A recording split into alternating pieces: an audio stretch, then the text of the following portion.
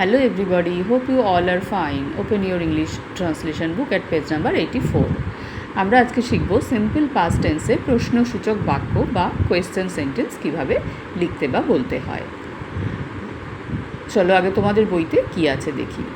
Simple past বা past indefinite টেন্সে আমরা জানি যে সিম্পল টেন্সকে ইনডেফিনাইট টেন্সও বলা হয়।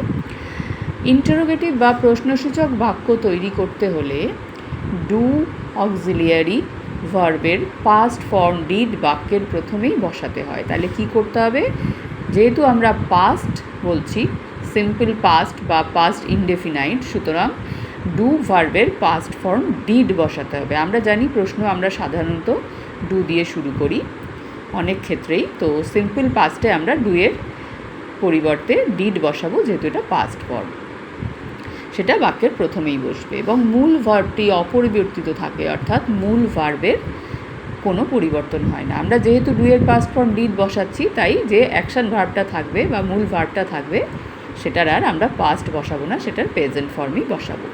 ডিডের পরে বসে সাবজেক্ট বা কর্তা।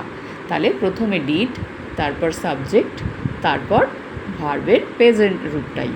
তাহলে চলো আমরা এক্সাম্পল দেখি। তুমি কি গিয়েছিলে, ডিড ইউ গো। দেখো ডিড, তারপর সাবজেক্ট, তারপর গো। এটা আর ওয়েন্ট হয়নি, যেহেতু আমরা ডু এর পাস্ট ফর্ম ডিড ব্যবহার করেছি। সে কি ভাত খেয়েছিল, did he eat rice. Ramu কি বইটি পড়েছিল, did Ramu read the book. চলো এবার নিজে নিজে করা যাক। তুমি কি দেখেছিলে, কি হবে, ডিড ইউ সি। যেহেতু ডিড ব্যবহার করেছি তাই দেখা এখানে সি হবে। তোমরা কি ভাত খেয়েছিলে, did you eat rice. Arpita কি গান গেয়েছিল, did Arpita sing a song. Pratik কি সেখানে গিয়েছিল, এটা তোমরা নিজেরাই করতে পারবে। তুমি কি আমাকে দেখেছিলে, ডিড ইউ সি মি। চাঁদ কি উঠেছিল, ডিড দ্য মুন রাইজ। সূর্য কি অস্ত গিয়েছিল, ডিড দ্য সানসেট। নবীন কি বইটি এনেছিল, এটা তোমরা নিজে নিজে করতে পারবে, করবে। তোমরা কি কলকাতা গিয়েছিলে, did you go to Kolkata. Robin কি ছবি এঁকেছিল, did Robin draw the picture.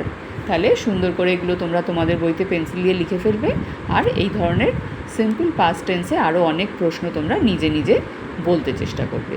তাহলেই তোমরা সহজেই এই সিম্পল পাস্ট টেন্সে কোয়েশ্চেন বাক্য তৈরি করতে বা বলতে বা লিখতে শিখে যাবে। সবাই ভালো থাকবে, বাই।